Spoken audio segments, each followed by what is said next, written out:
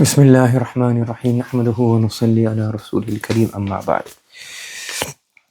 So Mufti Mahmoud Ashraf Usmani rahmatullahi alayh, he's mentioning some statements. So one of the people who he spent time with is Dr. Hafidullah.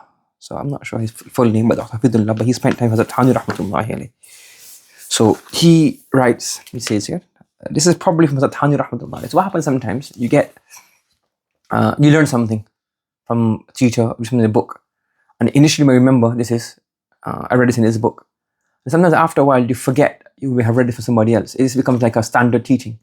Or maybe becomes so common you forget about it. You learned it from somebody else. Like you read in a book, it's marfu. But so many books say that the file is marfu, that you don't really remember quoting, or that's very obvious. But less, you find, like for example, initially you were looking up Ajan Majru, what's it called, etc. And you say, oh, it's in this book. And it's like, oh, many people say this.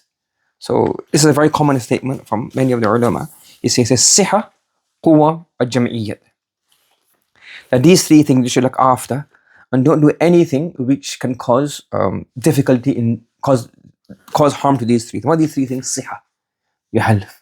Now sometimes one is you have people who are very, very ambitious. Very ambitious, very good, alhamdulillah.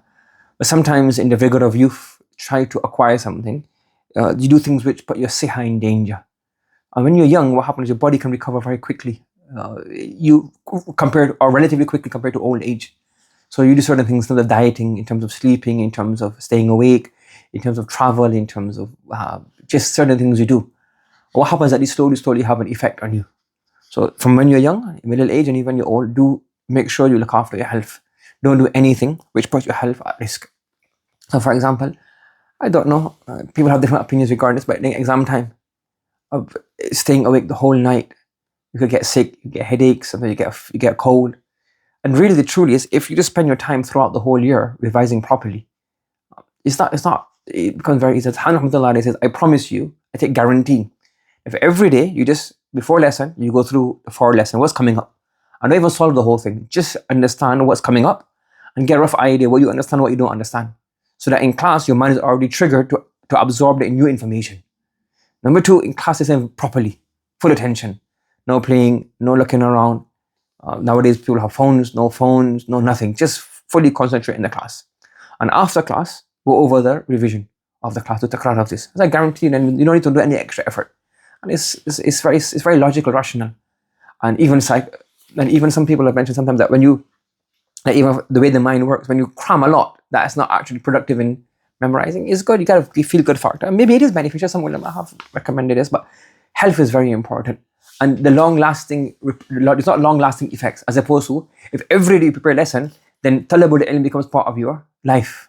So there's another aspect as well. If you study every day, do takrar every day, mutala every day, read every day, but talabul becomes part of your life. So even if, for example, now you've only done 10 minutes every day for 1 week, so that's 1 hour for the whole week, and then you do 10 hours, and then the exam you cram that, but you've not made a system where you study. Talabul is not your lifestyle, as opposed to spreading it over the whole year. It's talabul your lifestyle. So siha, look after your siha. Number 2 is quwwa, your strength. Similar to siha. And jam'iyya. Jam'iyya means your jam'iyyatul khatir, your mind. Don't do anything which distracts your focus. That's why, for example, even in this, they say in Darulums, they give advice. People may not understand this, but you need hyper focus to get by. Even now, if you say these modern words, people get really happy. Yeah, it is like modern podcast words. So hyper focus is basically just you have one goal. In Talib Ilm, as a student, you have one goal. I don't have time for friends, I don't have time for enemies. Just I need to study. Yes, you're good, everybody, salam alaikum, wa alaikum salam. Why? Because that will distract you. And we witness in our time as well. If you, 10 minutes every day after class, you talk. As opposed to 10 minutes you come home and you read a book. 10 minutes you go early to madrasa and you talk, 10 minutes you go early to madrasa and you revise. Now 10 minutes every day, you don't know, it's 1 hour a week, 4 hours a month, and it builds up. Yes, you get books. Basically, every 10 minutes every day in madrasa, you get 1 extra book read. In a month, you save about 10 minutes extra, another book read. You get so much done, and your mutala will increase, things will increase, and even so much. So don't even make enemies. Like you don't have time to gain fights with anybody, arguments with anybody. Just do your stuff. Wasila Khan Sahib rahmatullah, he mentioned somewhere that this is my room, and he goes, I was so focused on my studies that I was just taught this focus on my studies that I never even had to check my exam results. I knew I passed, and I never checked my exam results. Because just I have time to just focus. Who are my roommates throughout the years? I don't know. I don't remember them. So I go to my classroom in Deoband when he studied. I go to my classroom, I would come back, come back, and in between nothing. Just me and my books. So when you have this kind of hyper focus, like it's people in business where it's in hyper focus. This is what you need to. This hyper focus is when a person will get some success. And I feel like focus everywhere else, then you don't get the full results of studying. And he said these three things, don't do anything which will cause these things to become things. Now another point, a lot of ulama have mentioned, that Hanhamdulillah has mentioned this, and other people have mentioned this as well, that our nature is such that we have a relationship of, we're not very strong, we're very weak. So if you go through difficulty, if Allah subhanahu wa ta'ala puts us in difficulty, then He will give us enough shukr, enough sabr to manage those difficulties. Allah is Hakim, He's wise. But if you do something on your own accord which causes difficulty, what happens then? You say in Urdu, apne aap ko koste hain. Like you kind of lament yourself. So let's say, for example, you had a large amount of money and you invested all of it in the wrong place, and that company went bust, or the large stocks or Bitcoin and all went bust. What will happen? You'll get very upset at yourself. And if you went through poverty, it's natural. It's like, I couldn't do anything else.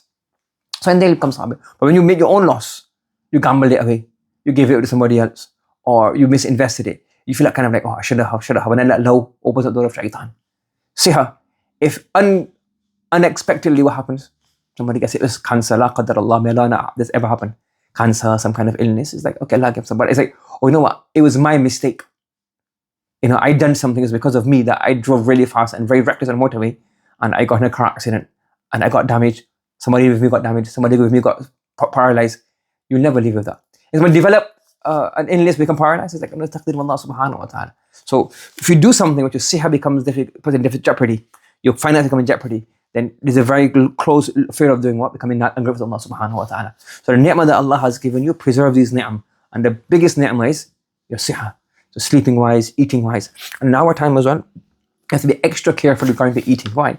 One is overeating, and number two is the food that we eat is now it puts us up unhealthy a lot more.